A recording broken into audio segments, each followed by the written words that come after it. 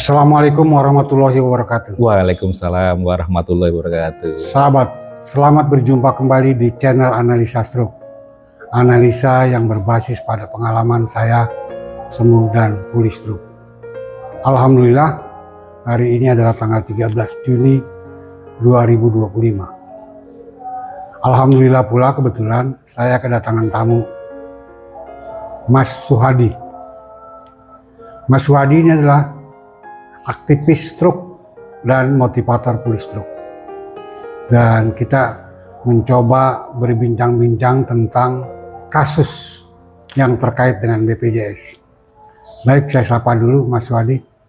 Mas Suhadi, Assalamualaikum. Waalaikumsalam Pak Umar. Salam sehat semuanya pemirsa Analisa Stroke yang berbahagia. Ketemu lagi dengan kita di channel Analisa Stroke yang luar biasa. Baik, Mas Suhadi ini kan seorang yang aktif sekali di dalam berinteraksi dengan orang-orang pasca stroke. Iya, Pak Umar. Dan pengalaman apa yang Mas Suhadi alami selama ini ketika berhubungan dengan teman-teman orang pasca stroke? Iya, jadi baik Pak Umaridin dan semua sahabat di channel Analisa Stroke, bahwa selama ini saya juga pencinta stroke ya. Ini hari ini sudah genap di 5 tahun 8 bulan 3 hari saya mengalami stroke, Pak. Jadi yang perlu saya sampaikan ke sahabat semuanya bahwa stroke itu kita ada 2 hal yang selama ini diketahui, bahwa ya, stroke itu penyumbatan, Pak, sama stroke yang pecah pembuluh darah. Nah, tapi teman-teman jangan khawatir, kok bisa pulih gimana nih? Kalau bahasa kita sama ini kita bahas bisa pulih karena tahu caranya, kan Pak ya. Terus stroke juga dalam periode pemulihan nih Pak, kita bagi Pak, pemulihan di golden period pemulihannya tuh di 6 bulan pertama. Tuh pokoknya harus semakin disiplin dan rutin berlatih. Itu Pak yang harus ditanamkan di 6 bulan pertama. Nah, 6 bulan nanti kita sampai ke di 1 tahun atau di 12 bulan. Kemudian di waktu 2 tahun itu adalah masa transisi, Bapak. Artinya kalau kita AB di periode 6 bulan, setahun sampai 2 tahun ini, di 2 tahun ini ada mengalami keterlambatan masalah pemulihannya. Jadi melambat, Pak. Kurvanya nanti akan melambat secara hasil pemulihannya di 2 tahun. Makanya kita sampaikan ini masa transisi di 2 tahun sampai di 4 tahun. Nah, kemudian dari 4 tahun ke 5 tahun ini kita harus siap-siap menjadi manusia baru, ya. Artinya pasti ada gejala sisa dampak dari stroke, Pak.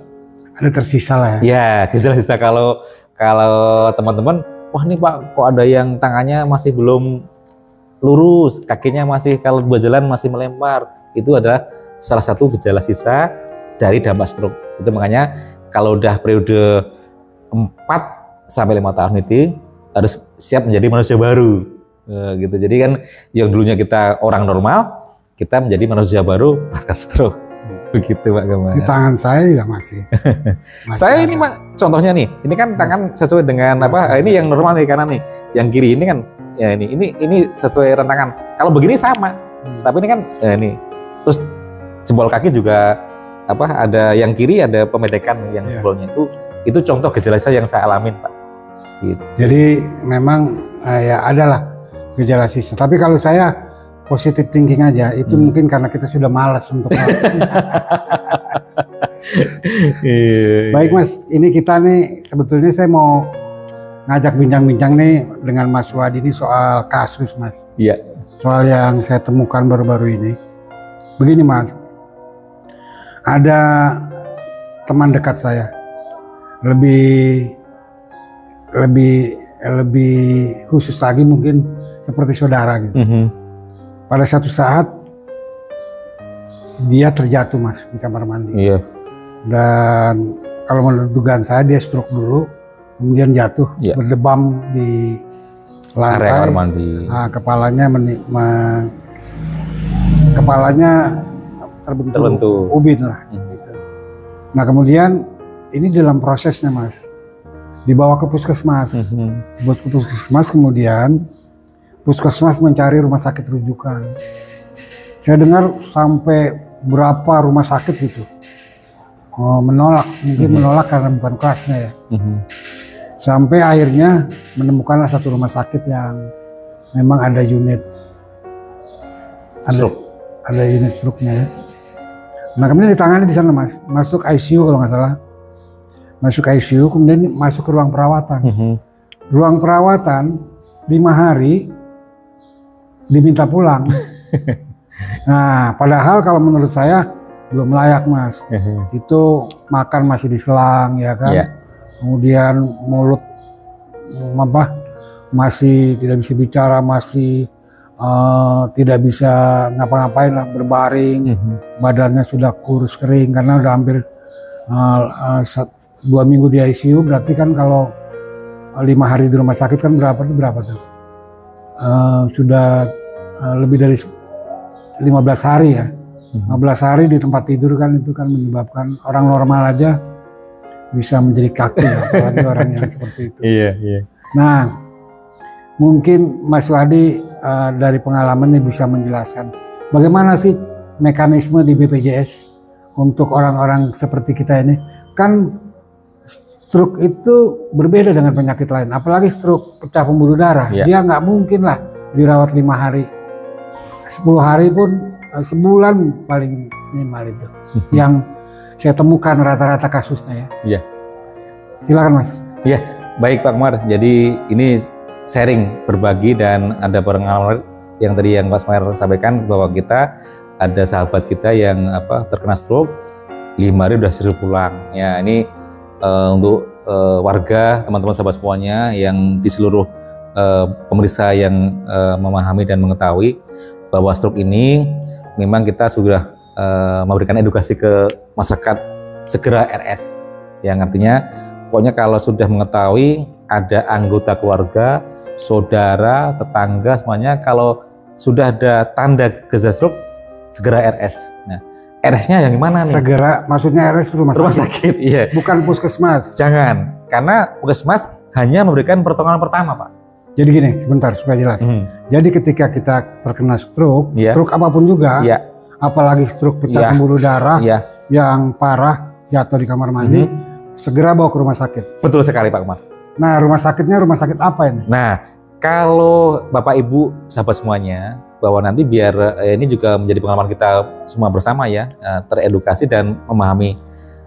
Kalau sudah mengetahui gejala stroke, ya, rumah sakit yang kita kunjungin atau kita minta manggil orang perawat maupun medis itu yang sudah ada namanya unit stroke Pak.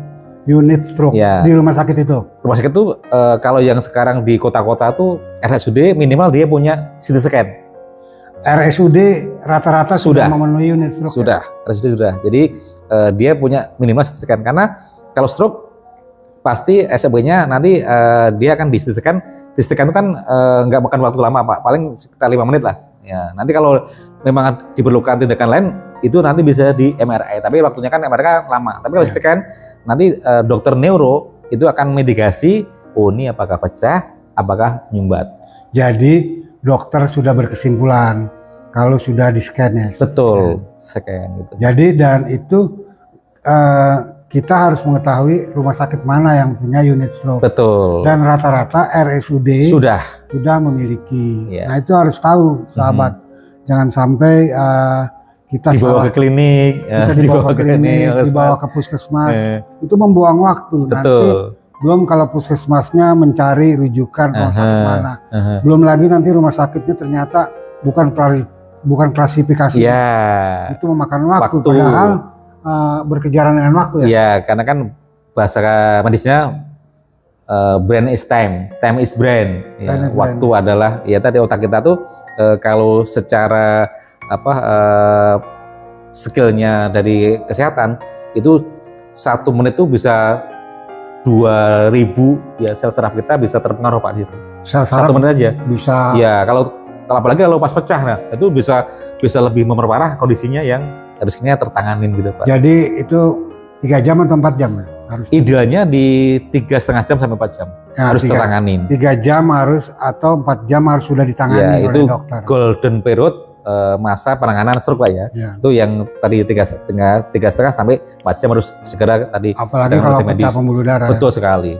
Dan bayangkan kalau dia ke puskesmas dulu atau ke klinik dulu, nanti baru dicari, Ya. baru ketemu 2 hari, waduh. Nah, Itu kerusakan sel sarafnya sarafnya bisa akan lebih parah lagi Pak. parah lagi ya. Gitu. Jadi seperti itu ya. Kemudian itu gimana sih ceritanya 5 hari itu Mas? Bagaimana dia bagaimana? Jadi kalau BPJS Pak kan ada sekarang kan masih ada perlakuan kelasnya nih 1, 2, 3. Tapi kan pemerintah juga akan memperlakukan satu kelas yang kris itu yang program kris. Nah ini kenapa kok 5 hari disuruh pulang nih?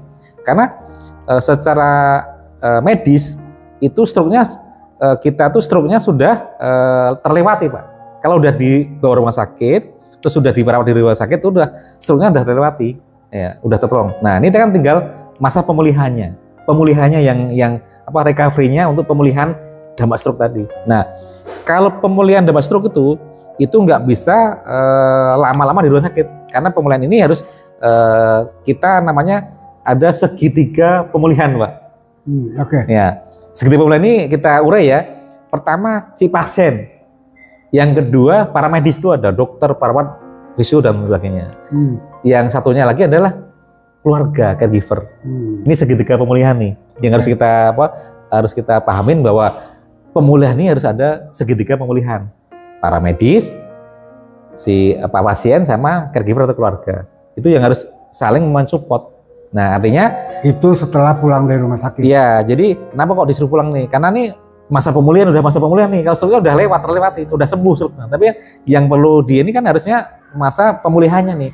Kalau pemulihan nggak bisa lama-lama memang harus sakit, dan apalagi BPJS. Mohon maaf ya, BPJS itu klaimnya kan sesuai dengan kelasnya, dan itu mekanismenya sudah diatur melalui kebijakan Kemenkes nih Pak. Makanya kita orang awam masyarakat mencoba untuk membantu memberikan support dalam segi semua elemen masyarakat, karena kan penanganan stroke ini bukan tanggung jawab pemerintah dan bukan tanggung jawab sepenuhnya masyarakat, tapi semuanya harus berkolaborasi dan elaborasi Pak Komar. Ini nggak bisa ditangani oleh satu pihak. Tapi kan tadi makanya sering saya ingatkan, kita tidak bisa menyesali apa yang terjadi dan tidak bisa menyalahkan siapa. Nah ini begini Mas, ini boleh dong kita kritisi. Iya. Ini kan soal BPJS. Iya. Kan? Kalau penyakit lain, menurut saya orang dirawat 5 hari masih bisa lah ya. Misalnya dia diabetes bisa pulang. Tapi kalau stroke pecah pembuluh darah, habis dioperasi dan 5 hari itu tidak cukup Mas. Itu orang masih makannya masih diselang karena menelannya nggak bisa gitu. Kemudian kesadarannya masih belum stabil dan segala macam. Itu kan menurut saya sama juga diusir ya. Iya. Jadi apa nggak ada mekanisme lain dari BPJS? Bagaimana nih menurut ini pemikiran ya? Saya tahu Mas Suhadi bukan orang BPJS, tapi aktivis ya. Ini dari sudut pandangan aktivis gimana nih? Kita kritisi lah. Ya kan kita jangan menerima tanpa kritis namanya. Kita itu dong. Bebek kita rakyat, kita yang punya hak. Iya. Jadi yang perlu harus kita pahami bersama juga gini Pak Komar dan sahabat semuanya, bahwa kenapa kita tuh sebagai pasien kan kita punya hak pasien Pak. Kan di rumah sakit itu tertepang di depan tuh. Hak pasiennya apa nih? Nah, itu semuanya ada Pak. Ditertuang tuh ada undang-undangnya, dan kita dilindungi undang-undang nih. Apabila si pasien ini merasa belum merasa kok bisa begini ya berlakunya, itu bisa kita tutup di undang-undang pasien. Undang-undang itu menurut yang saya dengar suka ribut itu Mas ketika pulang itu. Nah, keluarga tidak terima itu, tapi terpaksa digusur gitu. Ya, terus tadi yang Pak Komar sampaikan tadi, ini banyak kejadian begitu ya. Jadi makanya kita juga selaku si pasien dan keluarganya, kita harusnya pertama tadi jangan pasif Pak. Kan selama ini kan pasif gitu loh. Jadi pasif terima aja. Pasif terima. Jadi kita harus aktif. Artinya kita tadi kita punya hak pasien, hak pasien. Yang kedua kita harus aktif. Artinya kita tanyakan ke dokter yang menjadi PIC-nya di unit tadi. Kalau kita di rumah sakit A nih, dokternya siapa waktu yang penanganan? Kan ada tuh, ada namanya rekam medisnya. Kita ke dokternya nggak ada, ke lead perawatnya. Kan ada nurse, ada perawat yang jaga tuh. Ya itu nanti kita konsulkan. Nah, kalau mereka udah minta pulang, artinya si pasien dan keluarganya tadi harusnya sudah mendapatkan edukasi, Pak. Bagaimana cara orang nanti, misalkan dia masih tirah baring nih, berbaring, nanti bagaimana nih untuk tirah baringnya atau makan minumnya bagaimana, cara menangannya itu haknya pasien, Pak, dan keluarganya. Yang kedua, terus nanti mobilisasinya gimana nih? Oh, dia mau ke toilet, mau ngapain, itu udah mampu belum nih? Ya. Nah itu yang harusnya si pasien di luarnya itu yang harus harus diminta ke pihak rumah sakit atau ke para medis. Itu yang sering terjadi. Oh, udah pulang, tapi kan mereka nggak edukasinya. Ini yang harusnya kita bisa nuntut ke mereka. Ya. Apa yang harus saya kerjakan, perlakuannya bagaimana, terus apa? Karena tadi kembali lagi ke BPJS itu nanti kalau toh memang pasien ini sudah dipulangkan, itu juga bisa nanti selang dalam kurun waktu 24 jam, Pak, itu nanti kita bisa beralih ke vaskes yang lain. Itu triknya begitu yang selama ini. Karena tadi untuk recovery atau pemulihan itu tidak bisa dikerjakan di rumah sakit. Itu yang harus Bapak Ibu pahami, bahwa untuk recovery pemulihan itu tidak bisa semuanya di rumah sakit. Harus tapi ada hal-hal yang memang itu walaupun secara durasi waktunya memang kita terbatas. Itu yang kecuali yang dari pasien mandiri, Pak, ya, pasien yang dia sendiri itu lain, karena kan kita masih ada keterkaitannya dengan kebijakan pemerintah. Nah, dan berikutnya lagi dari pemerintah sekarang juga berkaitan dengan tadi BPJS, itu ada beberapa yang tadi pasien selama ini yang pertama tadi orang belum tahu nih kalau stroke dibawa kemana. Nanti ada kan teman-teman sahabat semuanya belum mendapat edukasi yang secara menyeluruh. Nah, di channel ini kita berharap teman-teman yang memang belum paham, kita berikan edukasi. Kalau ada gejala stroke, bawa ke rumah sakit yang memang ada unitnya. Terus yang kedua, setelah perawatan selesai, Bapak Ibu sahabat harus minta petunjuk arahan dari dokter yang merawat dan petugas medisnya mau diapa nih. Itu begitu, Pak, secara mekanisme yang dijalankan. Nah, terkait dari kita yang tadi belum paham dan hak kita pasien yang belum terpenuhi, kita bisa melaporkan, mengkritisi, atau kita memberikan ke pihak medis. Dan itu kita sebagai warga negara atau masyarakat awam itu jangan takut, karena kita bisa berusaha mendampingin. Ini begini, Mas, ya.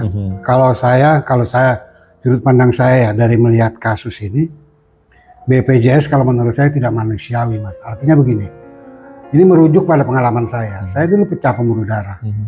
Pecah pembuluh darah itu 9 hari saya dirawat, Mas. Dan selama 9 hari itu saya lumpuh, tidak bisa tidak bisa bangun, lumpuh. Nah, bayangkan kalau saya dalam kondisi lumpuh itu, saya disuruh pulang. Bagaimana paniknya keluarga, ya. Walaupun mungkin keluarga itu dikasih petunjuk lah, cara makan begini, cara makan begitu, ya. Menurut saya itu membuat kepanikan keluarga, membuat huru-hara di keluarga, ya. Terjadi perdebatan satu dengan yang lainnya, kan. Belum nanti masalah ekonominya. Nah, saya pulang itu sudah melalui proses, Mas. Jadi ketika saya pulang itu, saya disuruh bangun, kemudian ada fisioterapi datang ke tempat saya diajarin berdiri, duduk, gitu. Ya kan, beberapa hari itu sudah bisa melangkah, sudah bisa duduk. Nah, itu baru boleh bisa pulang. Jadi mobilitas saya ke kamar mandi memang dipapa, tapi saya bisa menggerakkan badan saya, gitu. Nah, bayangkan kasus yang saya lihat ini sangat parah, Mas. Tidur aja nggak bisa, bangun aja nggak bisa, duduk aja nggak bisa, masih tirah baring namanya, Pak. Baring dan jadi hanya gerak-gerak mata saja. Ini menurut saya harus dievaluasi BPJS. Nggak bisa, kita sebagai aktivis stroke harus bangkit, ini nggak boleh kita seperti itu. Setuju, makanya kan kita berupaya, kita melihat kasus-kasus yang terakhir kita dengar dan kita lihat sendiri, kita sahabat kita ngalamin, itu kita ada namanya rencana untuk kongres. Itulah dari Suara Akar Rumput yang terjadi di situ. Kongres orang-orang stroke ya.